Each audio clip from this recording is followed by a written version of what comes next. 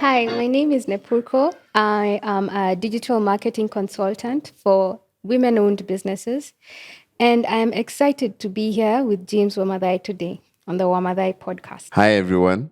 Welcome to another episode of the Wamadai podcast. Today, I'm joined by Nepurko Keiwua. Did I say it well? You tried. Okay. She will introduce herself correctly. And today we'll be talking about digital marketing. She's, an expert. She's done many things. Wow. I met you 10 years ago. I think it's even more than 10 years, Jimo. I think it's serious. It's been especially people who call me Gemma. I just know they know me from. Because I remember it might have been in 2010. 2010 or the tail end of 2009. Okay. Especially maybe if you were already blogging by then. Yes. I was already blogging at the time. I think I started blogging in 2008, around that. Yeah. So I think that's when we met. Interesting. So tell me about your journey in digital marketing and the advertising space. So I kind of started off in digital marketing back when it was just basically creating content for websites. And we only had Facebook and Twitter. Yeah.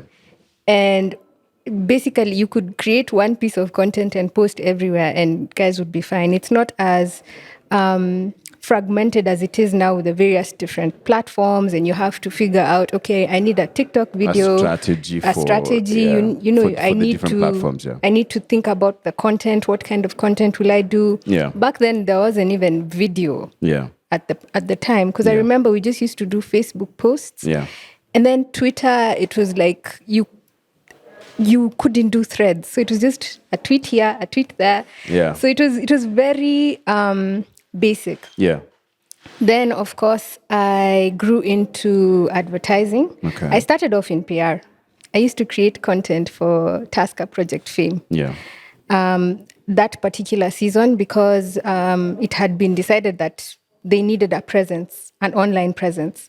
So I used to spend most days at that house in Ruaraka, the Project Fame house with creating the contestants. Content, and seeing what's happening in the house. So chances are you might have received an email from me.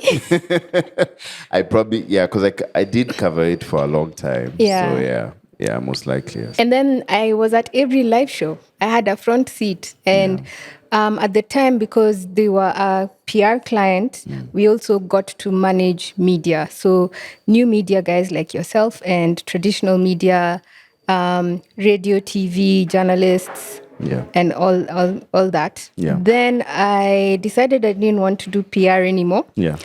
So I switched to writing copy for advertising. Before you go that, why? So I think for me, writing has always been the end game for me. Yeah. Doing client service work, running an event, well, I can't do it. Yeah. It's not my cup of tea. Yeah. So I decided to switch to writing copy and see if I could make a career out of that. Yeah. And that's where now I started growing and learning how to sell. Because PR is a very subtle art. Yeah. You can't be outrightly saying, buy this thing. That's advertising's work. Yeah. So PR is more about managing expectations, managing your stakeholders. It's a lot of stodgy work. It really taught me a lot in how to run a project from beginning to end. I learned a lot from the people I worked with back then. Yeah. And it's what has helped me and enabled me to grow my business. Okay. Yeah, because it taught me how to be organized. Because you need to be a bit more organized than when you're doing creative work. And this is a lesson I wish all creatives would, take keenly and say, okay, I need to write this piece of copy or design this graphic. But before I get there, where's the brief? What does the brief need? You need to start the process. Yeah. And be organized about it. Because more often than not, we encounter creatives who don't know a thing about business. Yeah. So now it becomes a bit more difficult to work with them. Yeah. because now you have to sort of either teach them if they're willing to learn or compensate for that gap in knowledge that they have. Yeah. So for me, switching to a consultancy made sense because I wrote copy for about 6 years. So I worked on different Kenyan brands at different agencies. I worked on Taskies and Bank of Africa. There was also a bit of, can I remember all of them? It's been such a long time since I wrote actual advertising copy. But those were just some of the clients that I had. And then I got to meet a lot of brilliant creative people. I met other writers. I met artists, digital artists, people who can draw, people who can do graphic design. And I also learned a lot about the art of advertising. Then I also got to know about the science, the numbers, the data from other people in the agency. So people like planners, guys who work in strategy. One of the most important lessons that I learned was the business of business is purely business.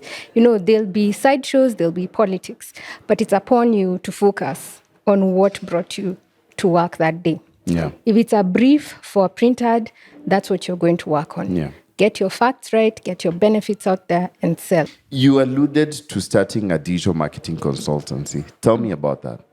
So for me, being employed wasn't a long-term plan of mine. Because eventually I wanted the space and the freedom to be able to write what I wanted, when I wanted, how I wanted to. I started off writing fiction on a blog. And eventually, my eventual dream would be to get published. But to get there, I needed to do certain things to be able to achieve that dream. So starting the consultancy was a natural step for me because I have a background in marketing and business. So I was able to understand where the pitfalls would be for a new business owner, for example. So I decided to combine that and maybe upskill a bit. So I did a few courses in digital marketing, content creation, and copywriting.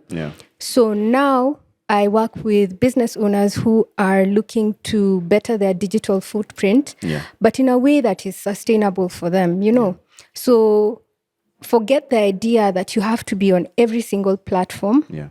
All the time, 24/7. It doesn't work. It's not feasible. It's not sustainable. You'll burn out. You'll get overwhelmed.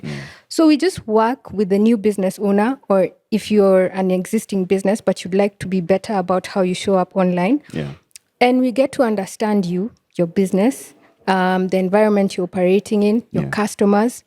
And then now we put in place strategies and tactics that enable you to flow and market yourself and talk about yourself and tell your story. Because the one thing about marketing, the one thing about getting people to see themselves in you is to tell your story and tell it clearly, simply in a way that they understand. And in a way that it appears organic, not forced. It's not forced. It's not sanitize. We're not doing that, guys. And not putting like a bunch of people, a bunch of aggregated things on the So it has to be simple for it to work. Because I feel like the more we complicate things, the more we obscure the actual message. So I feel like business owners need to understand that when I come to you as a client, I need to find the information that I need in the shortest time possible. It's digital. Less time is spent online. Per post or per ad. I don't have loads of time to spend on your website looking for information. If I don't find it on the first 3 seconds, I'm gone. You've lost a client. That's true. So I need to be able to find the information that I need in the time that I need to find it. And it has to be very clear what you need me to do. You need to direct me to the end goal. The end goal is to buy from you. So between the time I encounter you and the time I buy, you are in charge. So you need to guide me appropriately so that I get to the end goal in a short time, but in a way that doesn't make me feel buyer's remorse afterwards. Because, there's some things you buy and then you're like, did I need to buy this thing? Anyone who's I feel participated you. in Black Friday knows Yeah, these things. this Later is on, when the true. stuff is arriving, you're like, guy, why was I ordering these things? $300 later. Yeah. And for social media, for instance, what strategies work, especially for small business owners? Think about someone who doesn't have a lot of money. For me, I would advise them to, one, make use of the resources and the assets you do have. Yeah. So you have this page. Most Which of is us free to set up. Yeah. Most of us have good enough phones. Yeah. Yeah, you can take nice pictures. Yeah. And then words. Because at the end of the day, people keep saying copywriting is a dead art, it's a lost art. But at the end of the day, you need to be able to communicate. You can have the best pictures out there, but if you don't have a caption or a description that captures my attention and keeps my attention long enough for you to tell me about this product, why I need it, and convince me to buy it, you've lost me. Then it seems like they need your services in the sense that not everyone can write. Yes. And, how much do you charge? So, first of all, this is not that kind of podcast. But Yes. for me, what I try to do is, I think everyone can write. Okay. I think everyone can paint. I think everyone can be creative. Okay. We just lose it in life because we tend to focus on other things. Yeah. So what I try to do is I teach you the small basics of writing well. Okay. So it's training. Yeah, it's more of training. You don't necessarily do community management. You do. Community management is hard, and in the interest of keeping things simple for myself and sustainable for myself, I'm not going to come into your inbox and start responding to clients. It's very difficult to maintain the voice, to maintain the brand personality across multiple people. Yeah. So I'd rather train you, the business owner, and tell you, okay, Gemma, when you're talking about your business, this is how I think you should do it. Let's try this and see if it works. Yeah. And then now you go off and you implement, and then you come back and tell me it worked. It was really good. So what next? Okay. Yeah. Okay. That works. So where can people find you? How much do you charge? So on the question of charges, I can't give you a concrete answer because every job is different. Yeah. I don't charge per hour, but I do charge per project or per business. Okay. So that should give an indication. Yeah. Then you can find me on Instagram. You can find me on Twitter. My name is @Nepurko. Yes. Nepurko. Yes. Yes. You worked with a podcaster, I know. Really? Yes, Wanjiro. Yes. And she has, a lot of praise about how you helped her in her strategies. So take me through the process. So the engagement came about through the Dada podcast incubator here at Semabox. Yes. She required some assistance. You see, I come from the premise that you know something. Yeah. There's a reason why you have this podcast or this business. There's a strategy behind why you set it up. Yeah. So you're not completely in the dark about telling your story. Yeah. Maybe it's probably a lack of confidence or, you're just afraid. The internet is a scary place. You're preaching to the choir. There's a lot that happens online that can scare even someone who's not running a business. Yeah. So now when you're running a business or the podcast, my job is to just redirect your attention and your focus to what you can control. Yeah. That is telling your story, telling the business of your podcast, getting to know who listens to that podcast or buys from you, getting to know who else is in the space. Is there room for collaborations? Is there people you can learn from, you can look up to and say, okay, this podcast looks really, really good. I'd like to pick and choose some things that I can emulate. Yes. So with 10, mine is a comment is I love the podcast. I love how conversational it is. I love the subject matter. And we just got her to niche down a bit more because she was trying to be a bit broad with her area of focus. She wanted to focus on women and politics. And I told her, okay, what about women and politics? Yeah. You know, David Ogilvy said, fear the adverbs. You know, keep your ethos very clear and very simple, such that if I meet you online and I see your tweets, I know exactly what you're talking about. What you do, yes. Yeah. In the shortest amount of time, because that is how digital operates. So we worked together over a period of 2 months.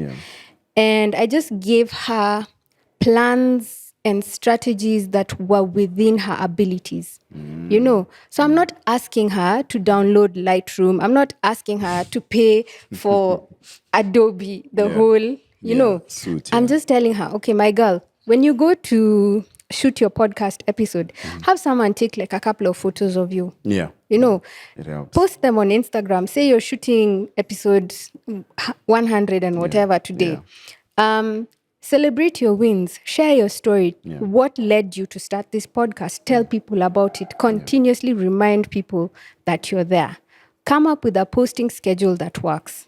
If you want to drop an episode once a month, in the lead up to that episode, what are you doing with your audience to keep their attention engaged? After the episode, what are you doing to keep the audience with you again? Engaged. Okay. Yeah. It sounds like it's end to end. It's not necessarily. It's not necessarily post here, post there. No. I mean, it's a whole thing. So you study someone's business and then come up with. We do it together. Oh, together. So it's collaborative. So I don't come in like a surgeon. I come in and I tell you, okay, this is what you know. Yes. This is what I know. The middle ground here for us would be XYZ. Okay. Move you from point A to B, this is how you need to move. Yeah. It's interesting.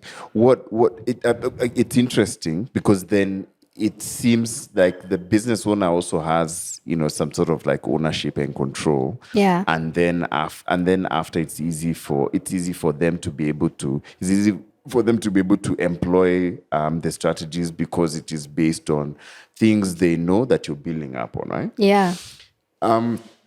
What would you say about this space in terms of, you know, what business owners could do better as far as digital is concerned? Stop calling people dear in the DM, man.